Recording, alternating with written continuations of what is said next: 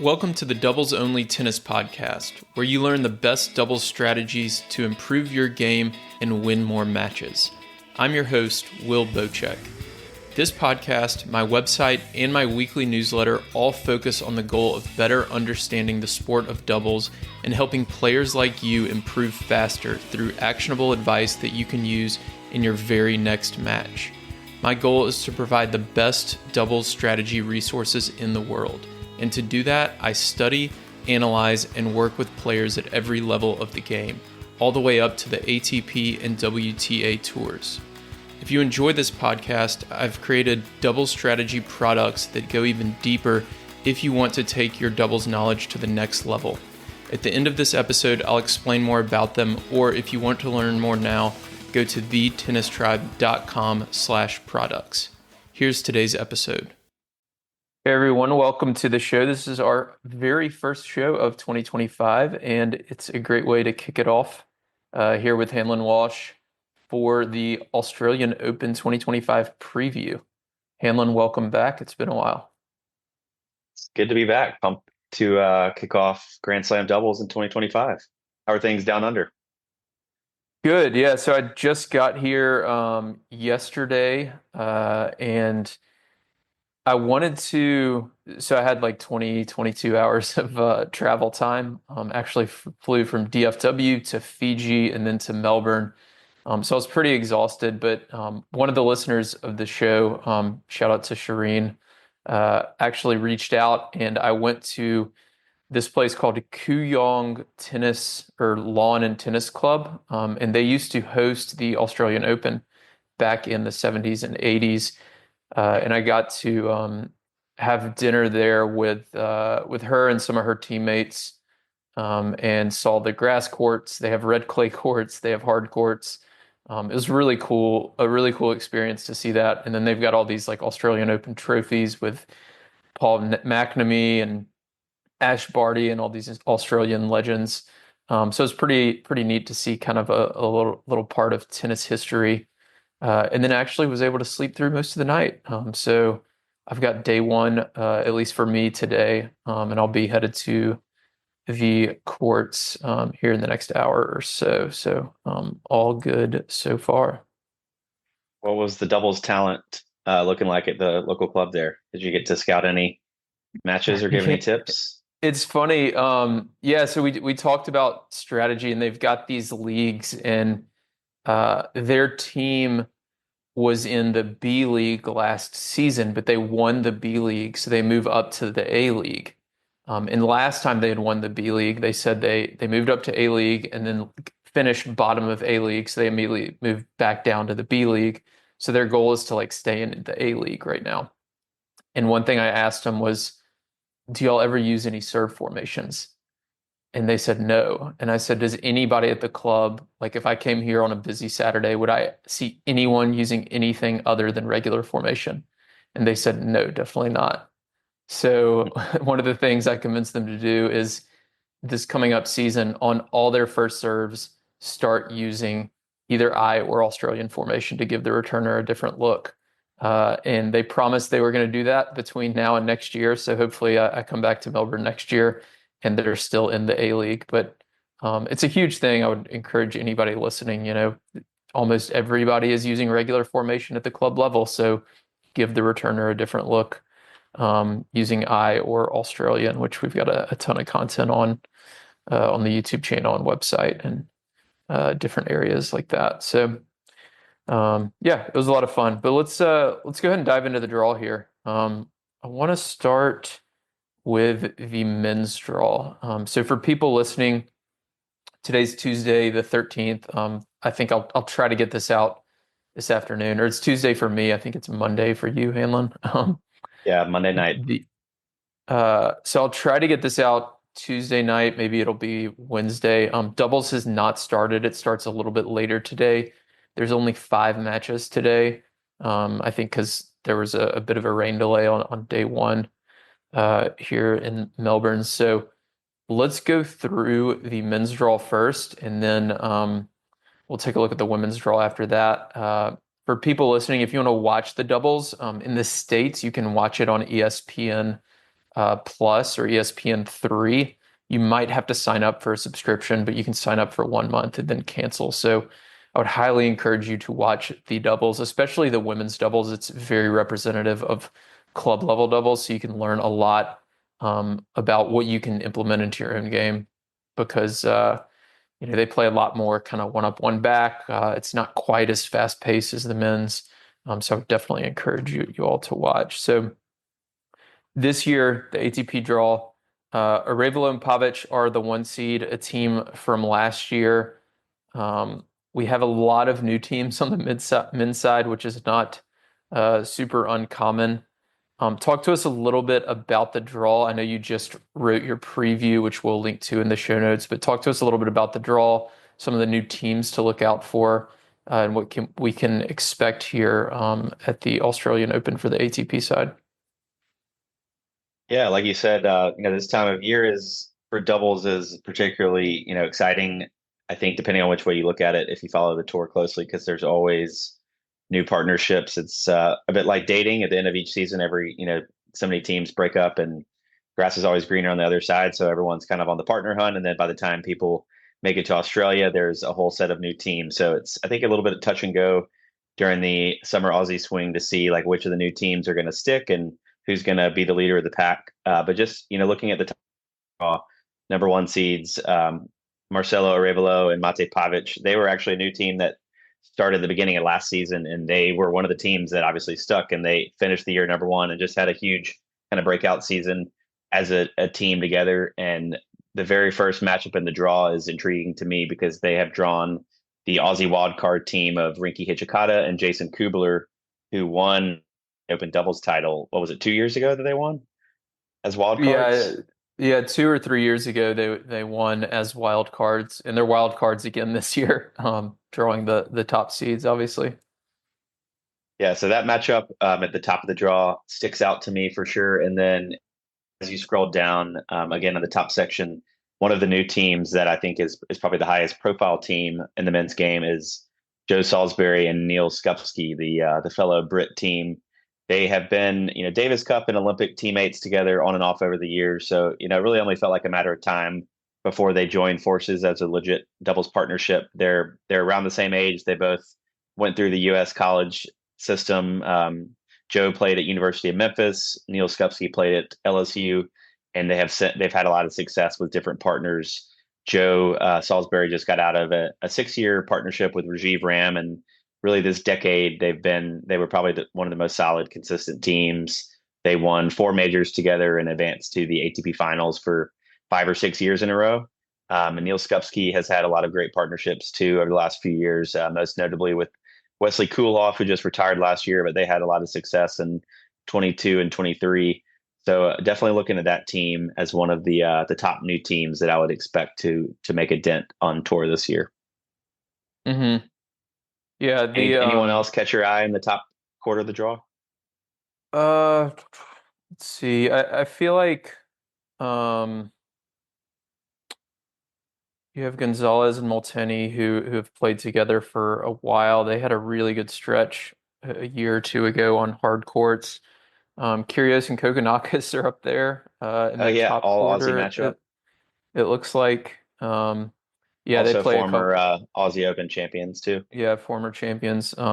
I think I watched Kyrgios lose a singles match last night in straight sets, which wasn't a huge shocker to me, just since he's been out for so long. And honestly, I think he'll use that to really focus on doubles. Like I could see him putting a lot of effort into the doubles draw, assuming he's physically like okay, at least for doubles. And I could see them Yeah, making that a could be a run blessing in disguise. just because of that. Yeah, yeah, I definitely think so. So that's, Kokonakis you know, looks to be in good form too. He had a good weekend in Adelaide leading hmm up to the AO. Yeah, so that's definitely one of the teams to look out for. As we scroll down, you've got the 3 seeds, Bolelli and Vavasori, who have had a really good start to last year, actually. A lot of points to defend. They made the finals last year here in Melbourne. Um, a new team, Pavlasek and Roger, will be interesting to see. Roger's obviously got a lot of experience has won majors before. So that'll be a good team to watch. Bopana is the 14 seed playing with Barrientos. He's the defending champion with Matt Ebden. They split after last year. Uh, yeah, a lot of new One thing teams, and about also a lot of teams with the same flag I'm seeing next to their name, right? You've got Cash and Glasspool who have had a good start to the year, both British teams or both British players, Kravitz and Poots, who have to be one of the favorites and had a really good season last year, making the U.S. Open final. Rajiv Ram and Austin Krajicek are playing together. So a lot of it almost feels like, gearing up for the Olympics or something like that, even though the Olympics was last year. Yeah, that's a good point. I heard Dan Kiernan actually mention that on his Australian Open preview on the Controllables the other day. They were talking about the doubles field and mentioned some national teams like Skupski and Salisbury and Ram and Krajicek and a Hmm. few others who are finally teaming up officially. One thing about Roger too, you mentioned his name. He's definitely he and Pavlicek are definitely an unseeded sleeper team. Roger, if he happened to win the Australian Open, he would get the career Grand Slam because he's won three different majors, and this is the only one that has eluded him. He's 43 years old. He's been around for a while, and not to say it couldn't happen. Last year we saw Bopana, who was then 43, become the oldest man to win a Grand Slam doubles title in ATP history, I think, in open air history. So you see a lot of players in their late 30s and early to mid 40s who are still having a lot of success on the doubles court. Like Roger, like Bopana, like Ivan Dodig, Rajiv Ram. So the doubles game really right now really lends itself to the more experienced players who have been on tour for a while. It seems like. Hmm. Yeah, absolutely. And then as we scroll down to the bottom of the draw, I mean, I think the best matchup, first round matchup, has got to be Ram and Krajicek against Ebden and Vliegen. Um, Yeah, yeah, Ebden and Vliegen are the 9 seed. Ram and Krajicek didn't have their best seasons last year, at least on the ATP tour. Of course, they won the silver medal in Paris, losing to Ebden and John Peers in the finals in a third set tiebreaker that was a very tightly contested match. So that'll be one that I'm definitely going to be attending. Um, for sure in the first round. And then, of course, at the bottom of the draw, number 2 seeds, Granollers and Zeballos, still looking for that major title together. Um, I personally, I mentioned this last year, like I would love to see them do it just because I see them work so hard for it. I got to talk to them in Miami last year. They both seem like really great guys and very business-like in their approach. They play doubles the right way. Um, yeah, I think it would just mean nobody's worked harder for this than them, and they've stuck together for so long. I would really love to see them make a run and win a Grand Slam at some point this year. yeah, they've been. You're right. They were number one at one point last year in the season. They have won a lot of Masters 1000 titles, and I think made it to the semifinals or better of all four majors.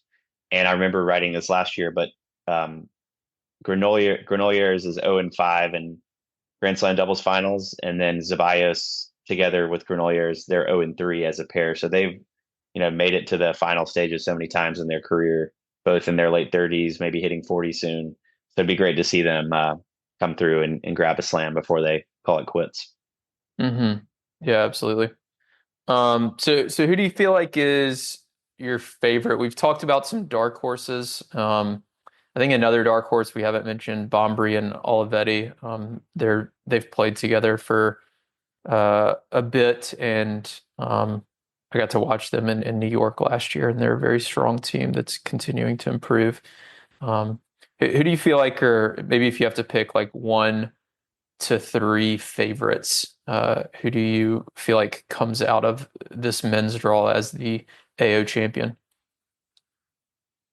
Ooh, that's a good question. I'm going to go mostly chalk here. I think you can't go against Cello and Pavic, number one. They've kind of been the most solid team the last year, so I like them. I like the 3 seeds, Bolelli and Vavasori. Like you said, they made the finals here last year. They also Hmm. won one of the lead up tournaments recently, so they'll be coming in with some solid momentum. And who is number three? Honestly, I like your take on Kyrgios and Kokkinakis. I think with especially that they could be they're defending champions, so I wouldn't call them necessarily a dark horse, but they're also not seeded and they don't play a ton of doubles regularly. But I think with Kyrgios out of singles, like you said, that could give him a lot of extra Yeah. motivation to just focus on doubles and shake up the draw. So I'm going to go with them as my number three and a wild card pick. Yeah. Defending champions from 2 years ago, I think is what you mean. But yeah. Um, so okay, so I'll pick three Osmosil and teams. Thompson could also be another wild card team to look out for. I think my number one pick is going to be Kravitz and Poots. They made the U.S. Open final. They made the final in Adelaide, losing to Bolelli and Vavasori 11-9 in the third. Um, I'm looking at that match now, and it looks like the total point count was dead even, 77 apiece. So they were, you know, dead. It was a coin flip that match. I feel like they're good on hard courts, uh, obviously. Yeah, they're my top pick, I would say, to win. If I have to pick a second and third team, number two, this is kind of a hard pick, but I'm going to go with Granollers and Zeballos because I want to see them win a major. Um, yeah, I mean it's also a smart pick. Um, yeah, I think you're right. The semifinals are better at all four last year. It might have been quarterfinals in New York because I watched that match. They lost against the eventual champions, Purcell and Thompson. So I'll go with them. And then third, I'm going to go with a team we haven't talked about that's a new partnership, but they're playing well so far. And that is Mektic and Michael Venus. Um, Oh, that's a good one. That's a good one. so yeah, so there I didn't realize I saw Michael Venus was training with Dan Kiernan at his academy in Spain this off season, and it looks like they are working together. And Dan, you've seen what Dan has been able to contribute to the team of Gabby Dabrowski and Aaron Routliffe. He's worked with some players on the men's side in the past. Um, and I feel like we've had him on the podcast a few times. I talk with him every now and then. I think he's just a fantastic doubles coach. He really starts from the ground up and starts with kind of first principle doubles. So I think that, yeah, I think they'll make a run and I think they'll be consistently one of the better teams this year. Venus actually had some really good results last year with Neil Skupski as well. So I was honestly a little bit surprised they didn't play together this year, but I think that Venus and Mektic are going to make a run. So that would be my third uh, pick for the men's side. So That's a good any one. final thoughts on the ATP draw, new partnerships, anything else before we move on to the WTA side? Two quick things. I agree. Yeah, Mektic and Venus. I think they may be the best new team of 2025 that will be sustainably good throughout the year. And then also want to give a shout out to the top American team of Nate Lamons and Jackson Withrow. They're the seven seeds. They're both right in the top 20. I don't know that they'll win it, but they do look to have a pretty good draw, and I could see them making the quarters or semis for sure.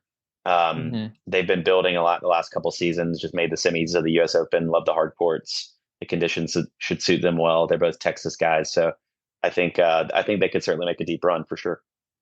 Yeah, yeah, that's a good point. I talked to Nate. He was on the podcast like a month or two ago. Um, and it did seem like the semifinals run at the US Open was kind of a breakthrough for them. They had made the quarters several times and just kind of couldn't get over that hump. And he talked about that on the episode, how they kind of approached it differently. So I know they've been working hard this off season, and yeah, they could absolutely make another run here in Melbourne. So let's take a look at the women's draw. We've got a lot of new teams on the women's side this year as well. Some teams have stuck together, but yeah, I wouldn't be surprised at all to see one of these new partnerships make a deep run and potentially win it. I was reading the preview. I haven't finished it yet, but I was reading the preview from our friend on Twitter, Tennis Pig.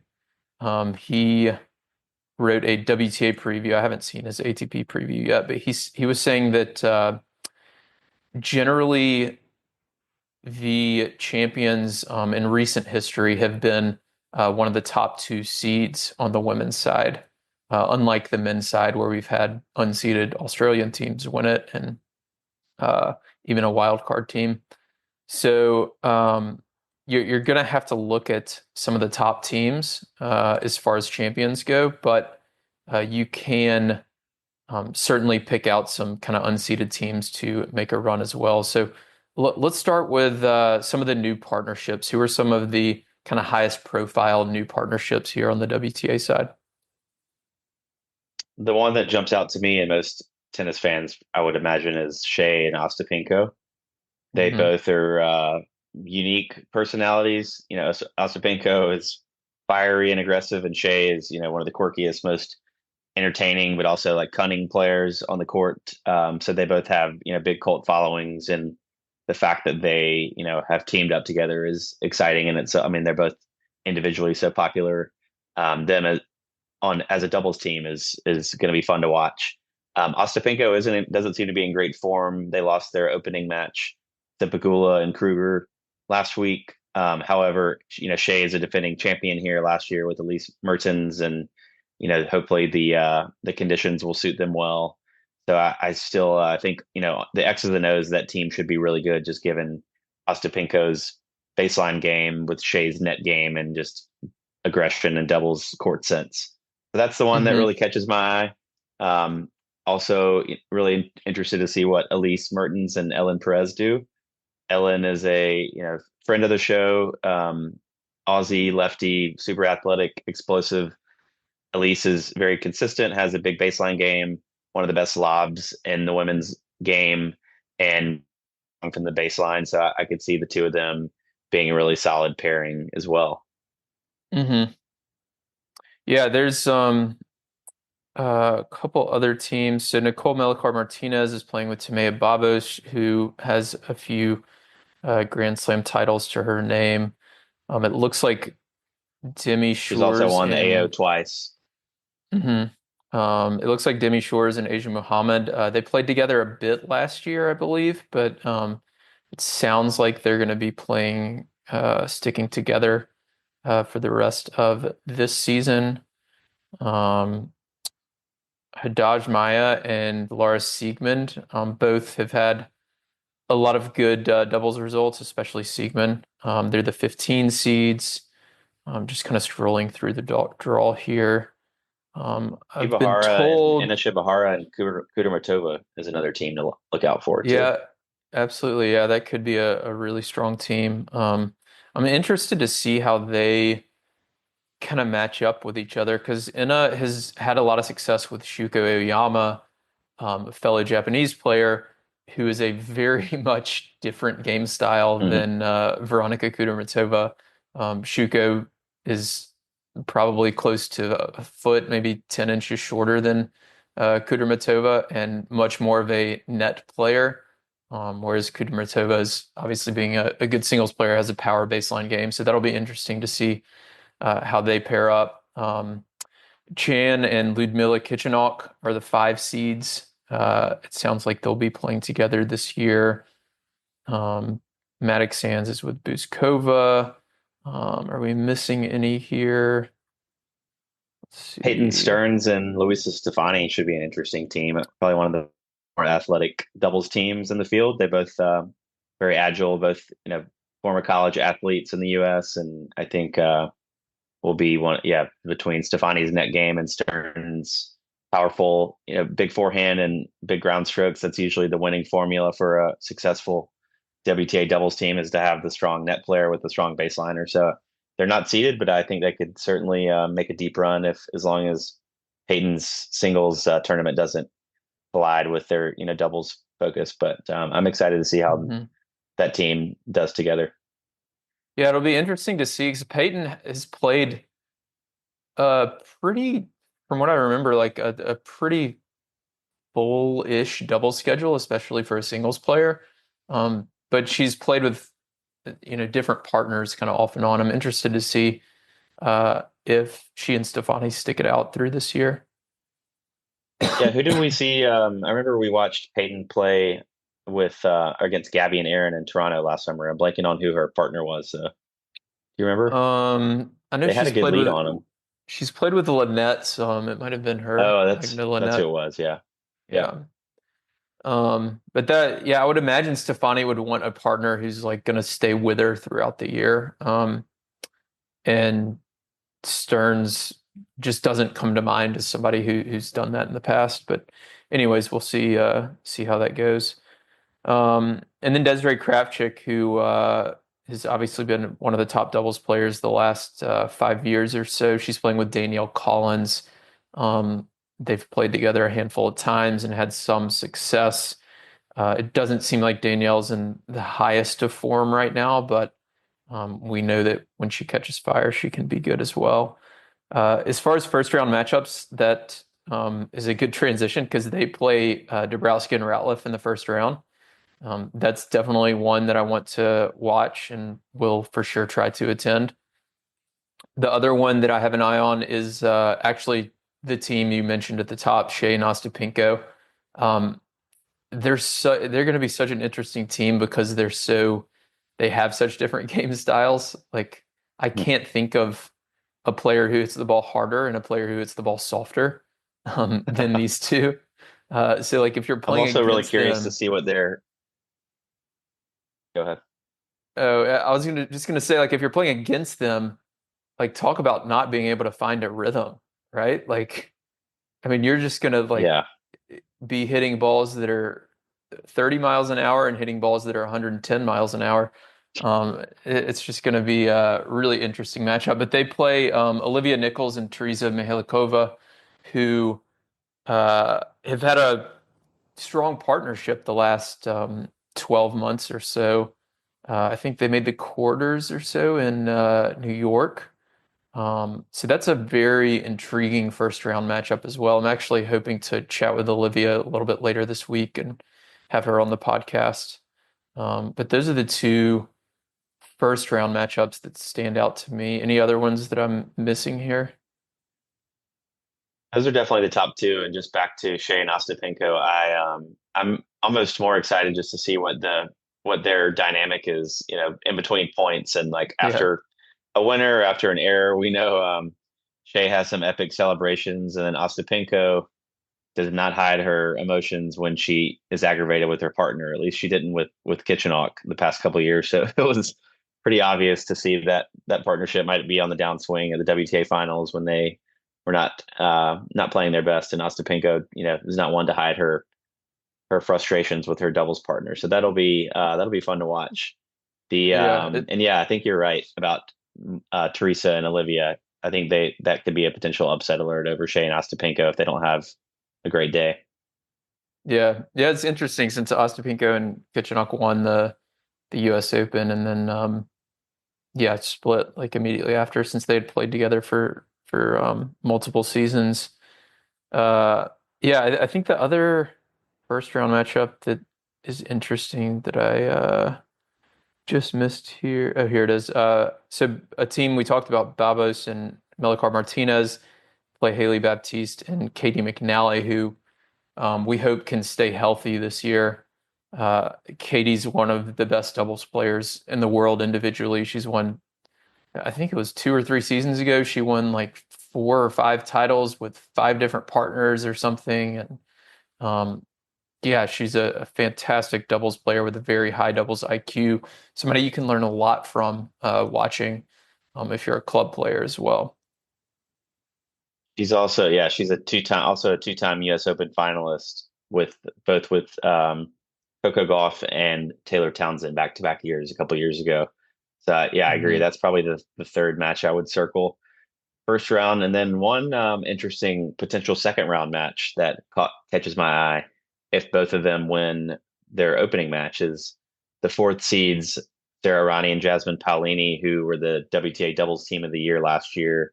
They won the Olympic gold together. I think they won Roland Garros also, Finals. and then Oh, they've made the final. Yeah, and then Yeah, they lost to Coco Billie and Jean King Cup. Oh, Siniakova. that's right. And they That's made the right. finals. I think they made the finals in Wimbledon as well. Or no, Paulini made the finals of both in singles. I'm sorry. Oh yeah, That's what I was they thinking had a of. big year.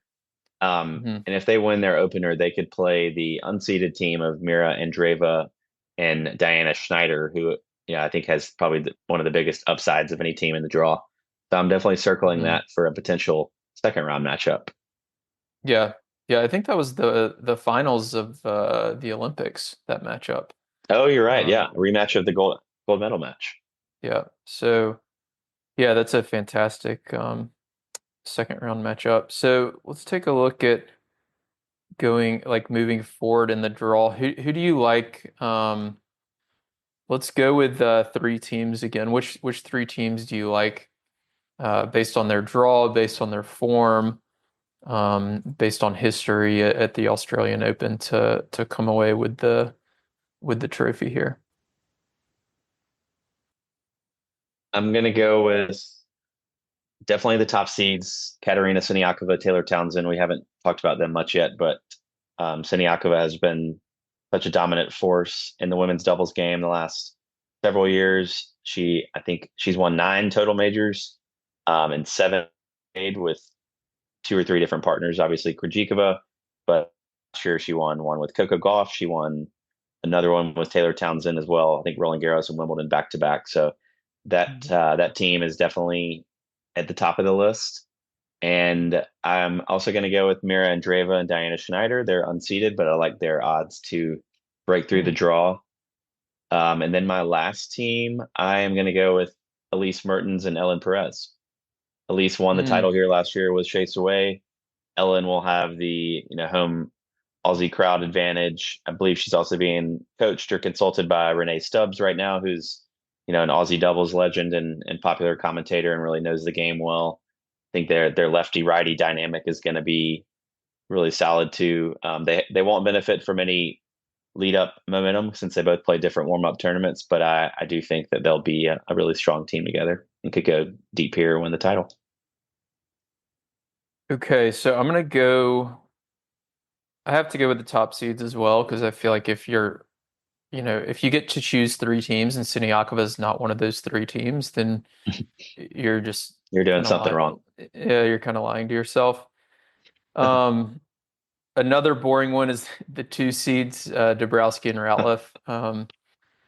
Yeah, I mean they've been the most consistent team as a team, like together. Siniakova has been the best player, but the best team in majors the last uh, year and a half has been them. They, I think, have I would made the agree with that. semis of every major, or maybe they lost in the quarters of the U.S. Open. But it was like a tight three-set match. Uh, but they won the U.S. Open 2 years ago. They won the WTA finals. Uh, and then I'm not sure if people saw, we'll link to it in the show notes, but Gabby talked about being diagnosed with breast cancer back in April of last year as well, and she was like keeping it close and only keeping it with her team. And it seems like she just went through a lot last year and still played at a really high level. And it sounds like she's doing better. The breast cancer is gone, and yeah, I just can't imagine going through that. So um, part of me is also rooting for them for that reason as well. And then, like I talked about, I feel like Dan is just a very, very good coach. He's able to get his players and his team kind of playing well and in the right mindset for these majors. They do have a tough first round, though, again, against Desiree Kravchik and Danielle Collins. So that's my second team. And third, this one might surprise you a bit. Laura Siegman and Beatriz Haddad-Maia. Um, Haddad-Maia made the finals here, I think 2 years ago with Danilina and lost, or maybe it was 3 years ago, lost to the Czechs in the finals. So she has some history of playing well here in doubles. And I just still think Siegman, if she wants to focus on doubles at some point, is going to be a top 10, maybe probably top five doubles player.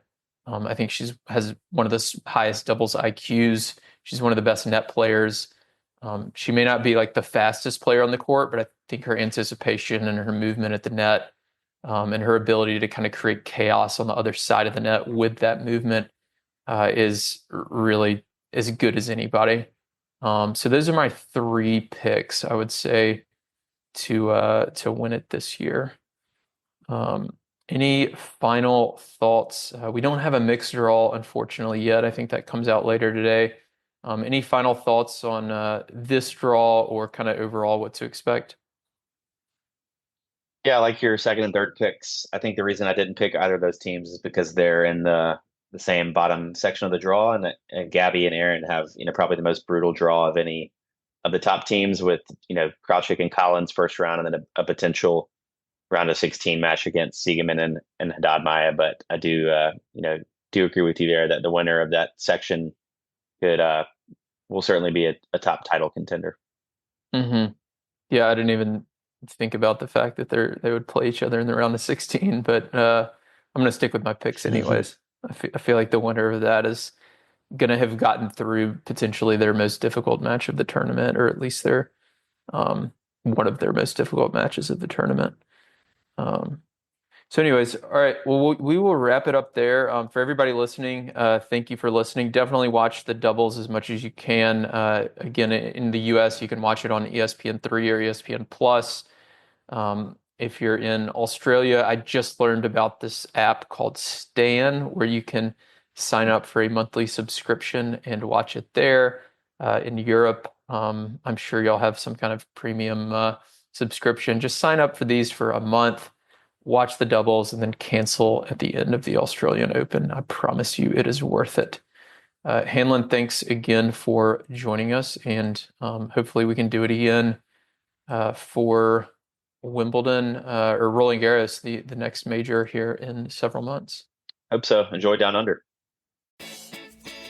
Thank you for listening to this week's episode of the Doubles Only podcast. If you're interested in diving deeper into any topics I discuss, I've created doubles strategy products that allow me to bring you more podcasts and other doubles content without relying on paid ads.